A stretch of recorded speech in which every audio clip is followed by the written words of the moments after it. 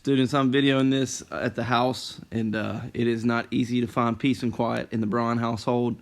So I need to work through these notes as fast as possible. I know that breaks your hearts. And these are your last notes for Algebra 2 of Stats. So let's just jump in. One of the last things I need to at least go over with you guys is called law of sines, law of cosines. You use them to find missing sides and angles in any triangles. Like, it doesn't have to be right triangles like we did with right triangle trig. So let's just jump in. Law of sines, you will use it when you have two angles of a triangle, or you can have two sides. I'm gonna put and the non-included side. We'll talk about what that means as we go. And then you would use law of cosines when you have three sides of a triangle, or two sides and the included angle. All right, so let's just jump in. Number one, if you look at this triangle, we're trying to find this missing side x, and we have the length of this side, the length of this side, and we have the angle that's between them. That's the included angle. So if you look up here under law, that's an ugly arrow, but under law of cosines, that fits that criteria. So the way this works is we need to label our triangle. Me personally, I always let C be the angle that I'm given. So I'm going to just label my triangle A, B, and C. It honestly doesn't matter how you label it. So if you look at the law of cosines, I know this is a very strange looking formula, but it's not that hard to use. You're just going to put most of it in the calculator. But I'm going to label the sides of this triangle. Let me use a different color. I'm going to use green. I know this is hard to see for some people. But the side here, if this is angle A, its opposite side would be 9. Same thing at the top. If that's angle B, its opposite side would be down here. And if this is C, its opposite side's there. So that's how you can identify to help you stay organized when you plug into this thing. So we're using the third formula here because we want to find little c. So I'm going to plug in, you got c squared equals, let me write the formula.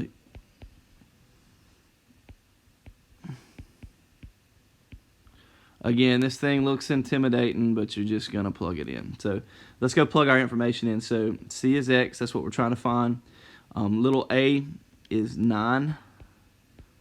Little b is 19. And if you're wondering why I'm calling them little a, little b, is you use lowercase letters for missing sides and you use capital letters for missing angles. So it's just a way of staying organized. 2 times 9 times 19, cosine of 39. All right, guys, I'm not there with y'all, but I'm gonna go ahead and type this into my calculator.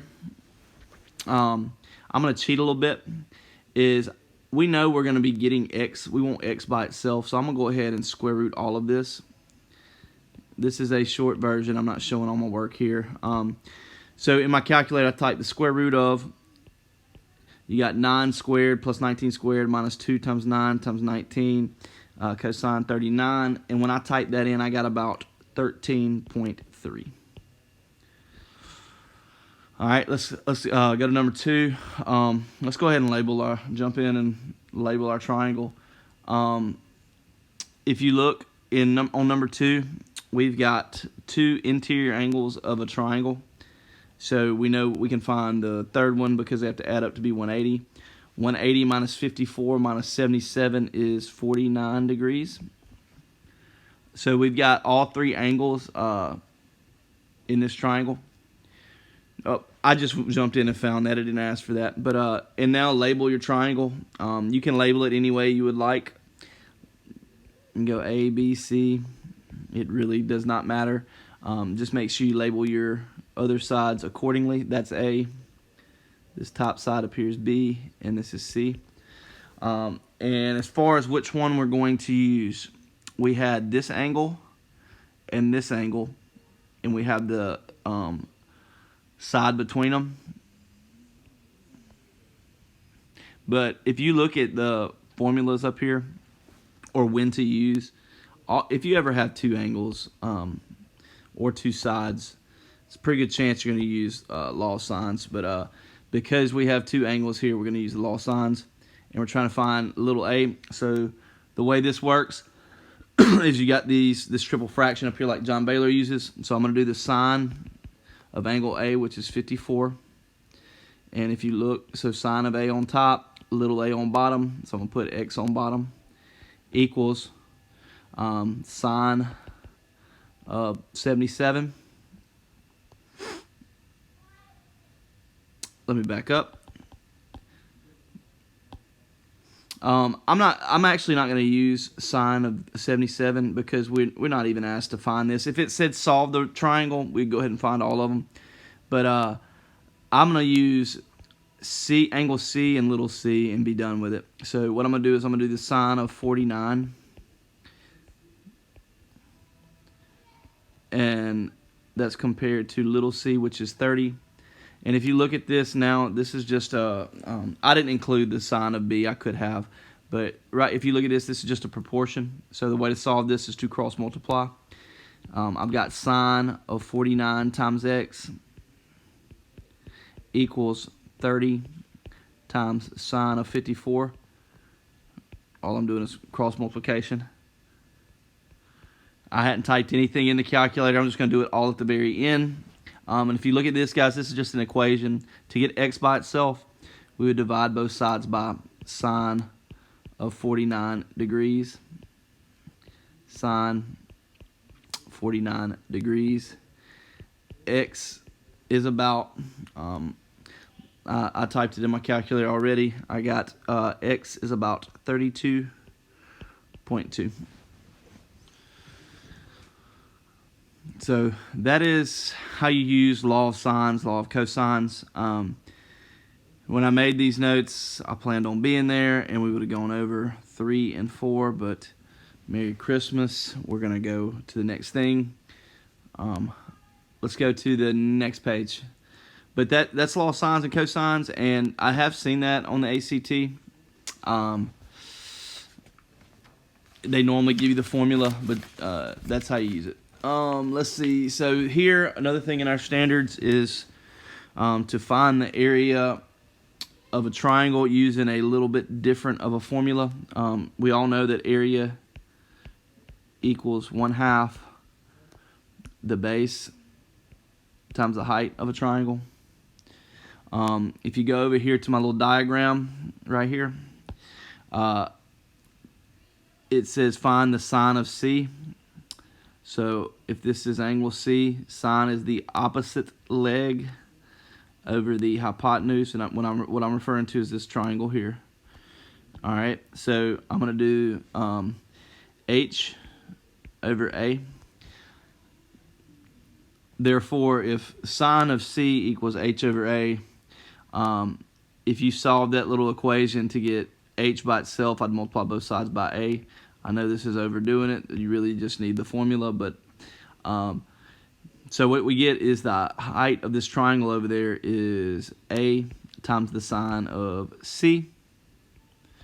And when we plug that into my regular area formula, that gives us that A, so the area of a triangle, this is a little bit different look to a triangle formula, but you can basically, you don't have to have the height of the triangle to find the area, but when I plug that in, I got base times, let me back up. I'm going to go ahead and put the A. We're just plugging A times sine of C in. I'm going to put A, like this is the way the formula looks in a math book. A times B times sine of C. I know it's a little weird, but just go with it. That's a formula for any triangle, how you can find the area. So I always let C be what I'm given. That's just me. That's A, that's B. So if you look at this triangle, we're trying to find the area. It's literally this simple. And when I say area, I'm talking about the area of the triangle. Whoops, that's an ugly triangle. This is little a down here. This is little b. We don't need little c. And obviously our angle is there. So what I'm going to do is 1/2 times little a, which is 12, times little b, which is 15, times the sine, let's try that again, the sine of 110 degrees. And again, that's just straight calculator. The area is about 84.6.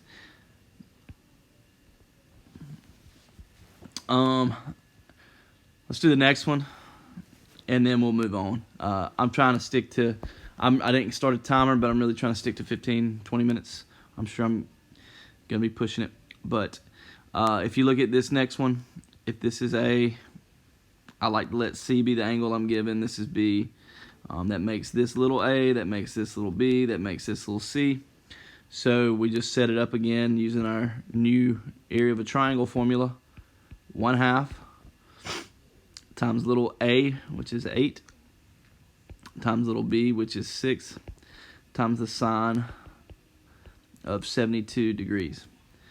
When you type that in the calculator, you get about 22.8 square units. So all that was, it's in our standards. That's just a play on the area formula. It doesn't let me, so I'm just going to keep rolling. But we'll skip those. Guys, that's how you find area of any triangle, using a little different formula than what you're used to. This next thing here is super intimidating. It's called a unit circle. If we have more time, I'd go over how to derive this thing. But if you look, here's the degrees going around all the way to 360. So nothing fancy there. Y'all are familiar with degrees. But if you'll look, I'm not going to circle all these, but if you look at 30 degrees there, that's pi over 6 radians. 45 degrees is pi over 4. 60 degrees is pi over 3. 90 is pi over 2, and so forth. So that's that new unit of measure for angles that we talked about in class, called radians. And this weird mess on the outside of it, these are ordered pairs. If you look, all the unit circle is a circle with a radius of 1. That right there is length 1. This is a coordinate plane, like you got your x-axis, you got your y-axis. It's a circle on a coordinate plane, and these weird numbers that come from these ordered pairs, we're not going to derive it, but they come from special right triangles like 30, 60, 90s, 45, 45, 90s. But long story short, these are just x and y coordinates, and you'll see how we use that in just a second. All right, that's a really terrible rundown of the unit circle, but basically it's a circle with a radius of 1 on an xy coordinate plane. It's got degrees, it's got radians, and then it's got these weird ordered pairs that come from special right triangles. All right, so I'm going to go to the next page, and we're just going to do a little bit of this. So it's talking about the unit circle, basically what I just said. We know that sine, so, ka, toa. Well, in this unit circle, the radius of this little triangle is 1. The radius of the circle is 1, which is the hypotenuse of the triangle. So what ends up happening here is basically your sine ends up, when you do opposite of your angle, that's y over 1, which is just y. So sine is y. When you do ka for cosine, that I'm using a little triangle over there. But my adjacent leg, that was my opposite leg, which ends up being the y coordinate. My adjacent leg ends up being the x coordinate. So that's x over 1, which is just x. And tangent, that's opposite over adjacent. And if you look at your little triangle, that means you're going to have y over x. Look, I know this is weird, but it's really easy to use. So I'm good there. We're going to go ahead and jump to our actual example. And you guys have your unit circle to refer to. I'm going to have to click back to my PDF here. But just with the radians, obviously 0 degrees here, that would be 0 radians. 360, it's in the same spot as 0 on the unit circle, but that would be 2 pi. These are just some radians that to be familiar with, just in general. They're your most common ones used. I'm just writing them down. The other day in class, we actually converted them from degrees to radians, radians to degrees. That's pi, and that's 3 pi over 2. Okay, so basically, all we're going to do is we're going to use that unit circle. Sine is y, cosine is x. So let's start with 0 degrees or 360 degrees. If you go find that angle, which everybody should be able to do that pretty easily, it's right here. If we're finding sine, all we're going to do is look at this ordered pair here. Here's your x-coordinate, here's your y-coordinate. Since sine is y, the sine of 0 degrees or 360 is just 0. And the next one is, well, let's go ahead and do cosine while we're at it. The cosine's the x-coordinate, so that would be 1. Pretty easy stuff. I'm going to stop flipping back and forth. Guys, you've got your unit circle you can look at. If you go find 30 degrees, that would be our next angle, and the radians is pi over 6. Go look at that ordered pair. The sine of that would be your y-coordinate, which would be 1/2. And Merry Christmas. We're going to skip tangent. We're going to skip that mess. We're just going to do sine and cosine and move on. And then your x-coordinate at 30 degrees is root 3 over 2. Next angle is 45 degrees or pi over 4. The y-coordinate is root 2 over 2. So is the x-coordinate, root 2 over 2. So the sine of that angle and the cosine of that angle are the exact same. If you go to the next one, 60 degrees, the y-coordinate is root 3 over 2. The x-coordinate's 1/2. This is called evaluating trig functions or trig ratios using the unit circle.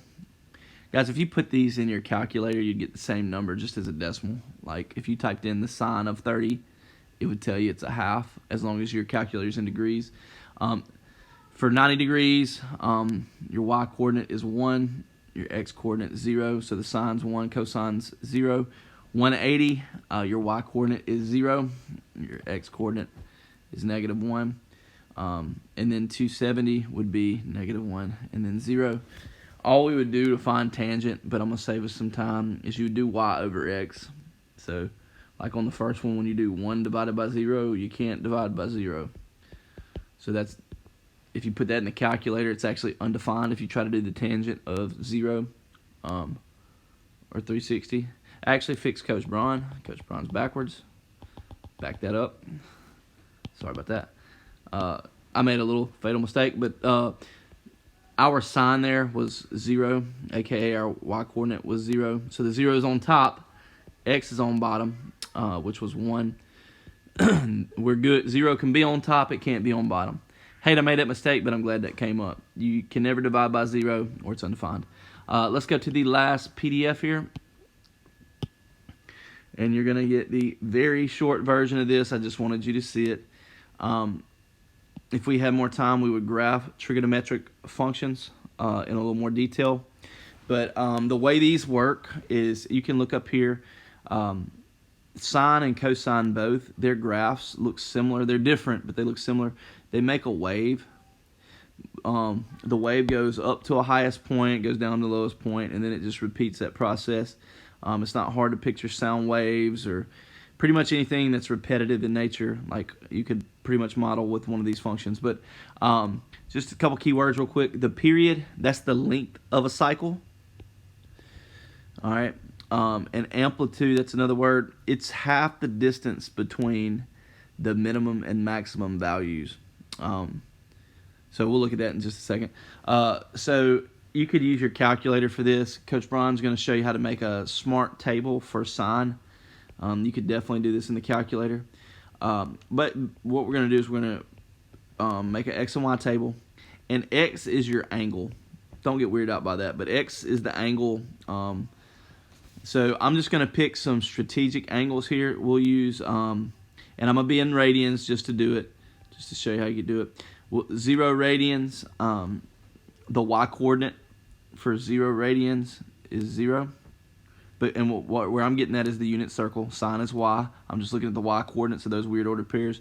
I'm going to jump to 90 degrees just to work smarter and faster.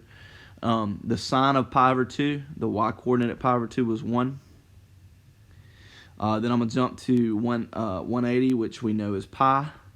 I'm looking at the y coordinate over there on my unit circle. I know, I'm just using this. Like, there's the y coordinate at pi over 2. There's the y coordinate at 180. That's where I'm getting my y coordinates in my table. And then let's do 3 pi over 2. That would be -1. And then finally, when we get back around to 2 pi, which is also where 0 is, it is the y coordinate 0. So when you plot those points, 0, 0, pi over 2, positive 1, pi 0, 3 pi over 2 is -1, and then it returns home at 2 pi 0. So that is one cycle of the sine curve. But you can imagine if we kept going, it would just repeat. I went a little high there. It would just repeat. Y'all know what I mean. And if we went this direction, I know I'm just sketching this out. It's not perfect, but it would just keep repeating. And over here, so our amplitude, this definition is a little weird to me. Not really. Half the distance between the maximum and minimum values. I think about it like this, is basically from wherever the middle of your wave is, how high is it going, how low is it going. But you take the absolute value of A, and it's going up 1, down 1, up 1, down 1. So the amplitude is 1.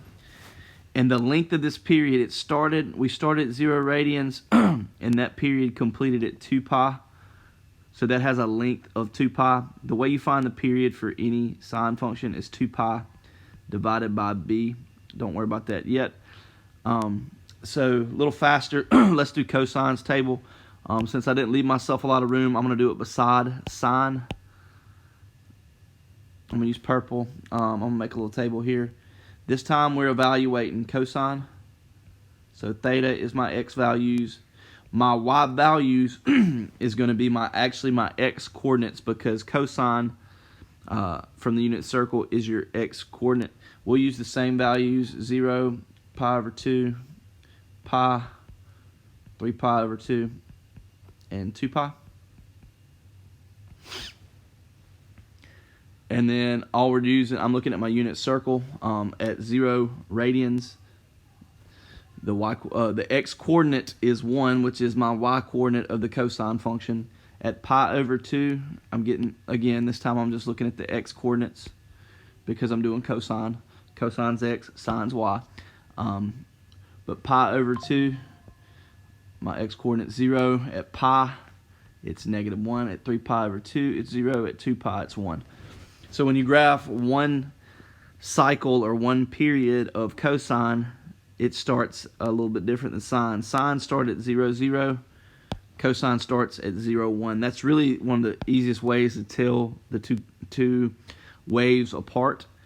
When you're looking at one cycle, cosine starts at its highest value, basically. So 0, 1. Then at pi over 2, it's at 0. Pi is at -1. 3 pi over 2 is at 0. And then 2 pi is at 1.